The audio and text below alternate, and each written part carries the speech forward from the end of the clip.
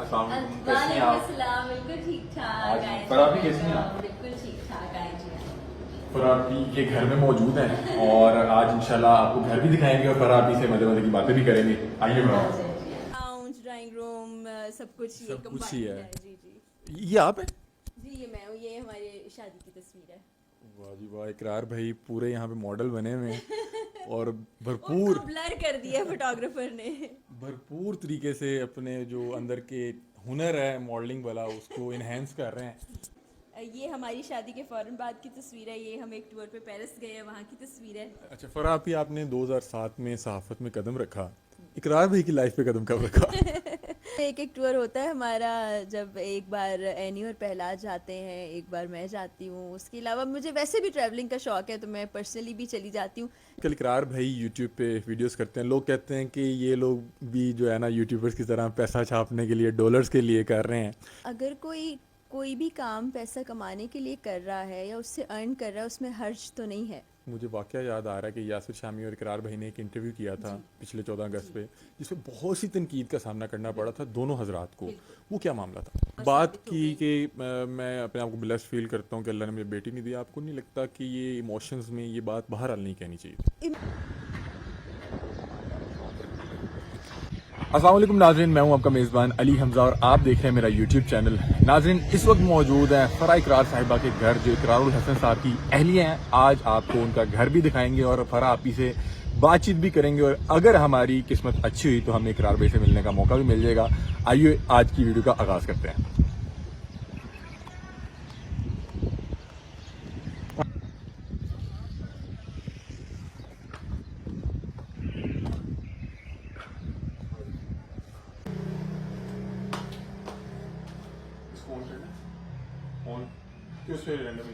चले ठीक है।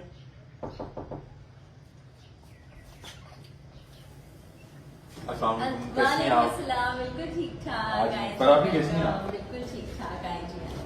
फराबी के घर में मौजूद हैं और आज इंशाल्लाह आपको घर भी दिखाएंगे और फराबी से मजे मजे की बातें भी करेंगे। आइए फराबी। जी फराबी कैसी हैं आप? बिल्कुल ठीक ठाक, बस आपको सीढ़ियाँ चढ़ के अपर पोर्शन में जाना पड़ेगा। इकरार भाई तो नहीं है घर में? अभी नहीं है घर पे। आजकल तो लाहौर में ही है। जी, लाहौर में ही है। ठीक है ठीक है। फराब अभी ये आप लोगों का अपना घर है, क्योंकि आप मैंने सुना है रिसेंटली लाहौर में शिफ्ट हुए हैं। जी, साल भर हो गया, लेकिन ये अपना घर नहीं है, ये भी रेंट पे ही है। जो अपना है वो भी बन रहा है। सही। तो नाज़रीन, आपको फरा आपी और इकरार भाई की कुछ तस्वीरें दिखाते हैं। आप बताएं ये क्या मामला है? ये मेरी बहन सना की शादी की तस्वीर है। ये हमारी शादी के फौरन बाद की तस्वीर है। ये हम एक टूर पे पेरिस गए हैं, वहाँ की तस्वीर है। इकरार भाई बहुत ज़्यादा इसमें हेल्दी लग रहे हैं। यहाँ तो कम हेल्दी है, पहले एक ज़माने में बहुत हेल्दी हो गए थे, अभी वज़न कम कर अभी दिया। बड़े एक हैंडसम और एक बड़े वो क्या सीन है कि प्रॉपर जिम हो रहा है? उन्होंने रिवर्स गियर लगा लिया है। नहीं, जिम नहीं करते, बस थोड़ा खाने पीने का एहतियात। चले आए ज़रा आपसे इंटरव्यू का आगाज़ करते हैं। जी जी आए।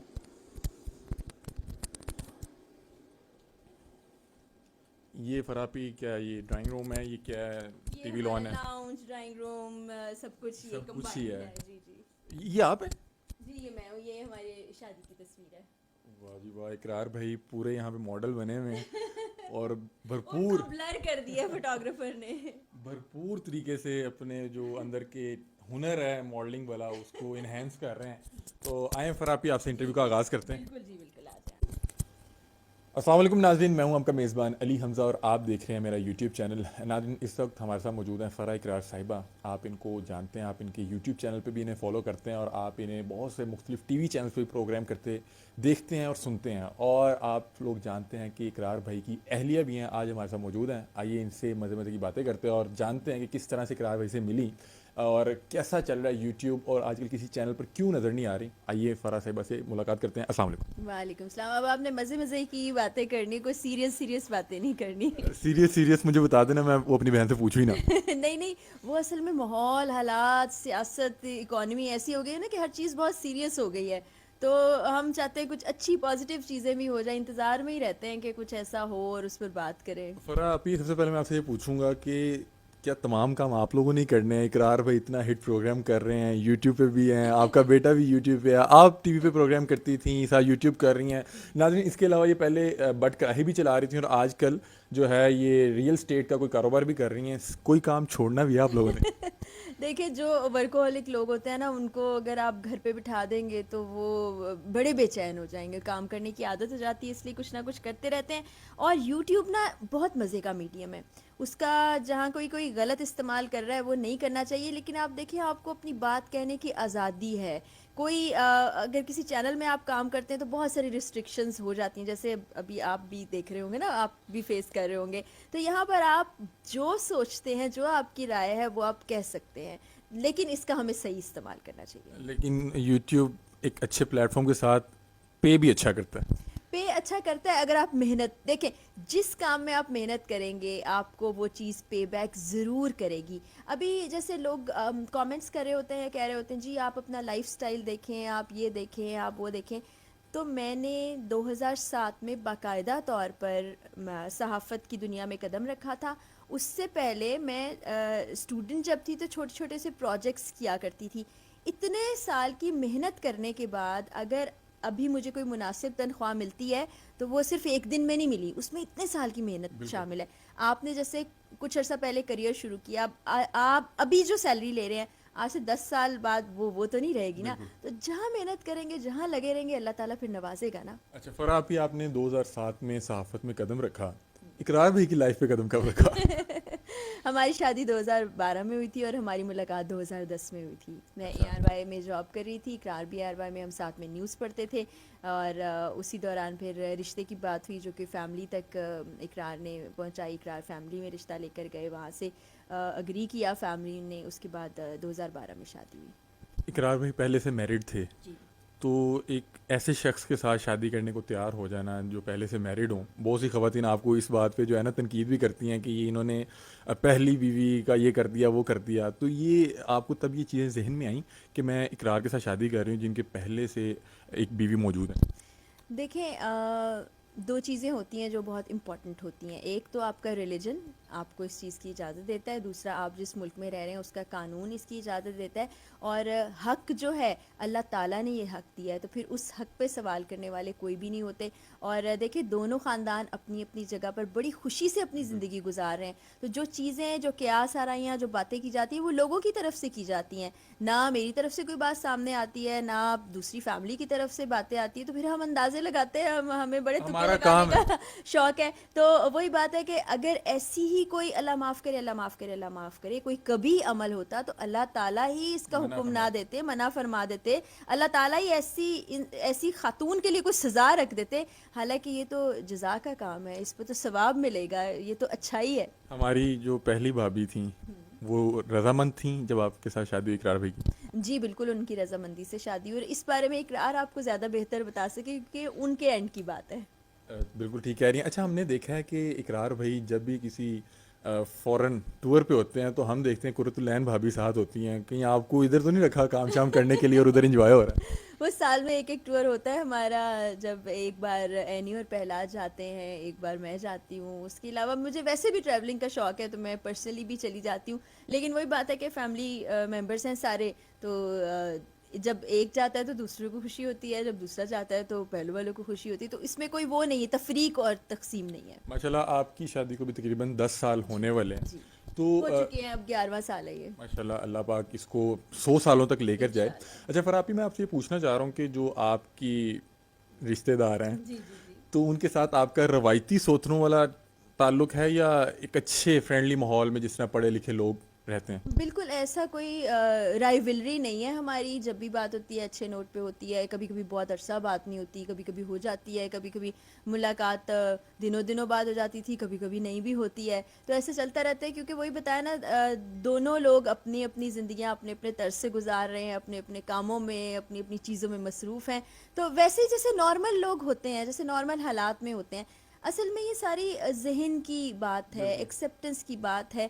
जहाँ आप चीज़ों को जिस तरह से सोचने लगेंगे, आपकी ज़िंदगी वैसे ही हो जाएगी। अगर आज मैं भी बैठ के बहुत सी चीज़ों पर नेगेटिव अंदाज में सोचने लग जाऊँ, तो मैं नेगेटिव ही होती चली जाऊंगी। तो अब ये आप अपने दिमाग को जिस तरीके से ट्रेन करेंगे वो वैसा ही बनेगा। अच्छा फरापी, आप साहिब औलाद हैं? क्योंकि मैं आपकी एक वीडियो देख रहा था जिसमें आप बता रही थी कि क्या मेरी बेटी है, या इस तरह का कोई टॉपिक था।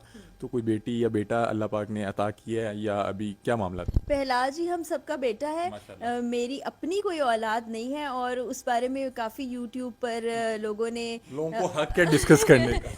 हक है, बिल्कुल डिस्कस करें, लेकिन मैं हक कहती हूँ समझते हैं लोग, हक समझते हैं। लेकिन सही वाली बात डिस्कस करें ना, वो कोई एतराज़ नहीं, प्यार है, मोहब्बत है, उनका एक अंदाज़ है, ज़ाती ज़िंदगी देखना चाहते हैं, जानना चाहते हैं। तो वो मैंने जब भी अपने भांजे भतीजे किसी भी बच्चे के साथ पिक्चर लगाई है तो वो मेरा बेटा बेटी बना दिया। ज़ाहिर है वो भी मेरे बेटा बेटी हैं, लेकिन मैं उनकी सगी वाली वालदा नहीं हूँ।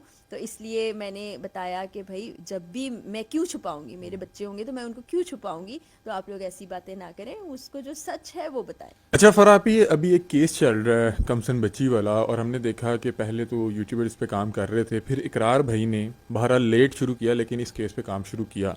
तो आपसे इस बारे में कोई डिस्कस करते हैं? इस केस के बारे में मैंने इकरार से डिस्कस किया था, और मैंने कहा कि मुझे लगता है आपको इस पर काम करना चाहिए, क्योंकि मेरे वालिद साहब का ब्रेन ट्यूमर का ऑपरेशन हुआ था, फिर उनकी ट्रीटमेंट चल रहा था, मैं बिज़ी थी।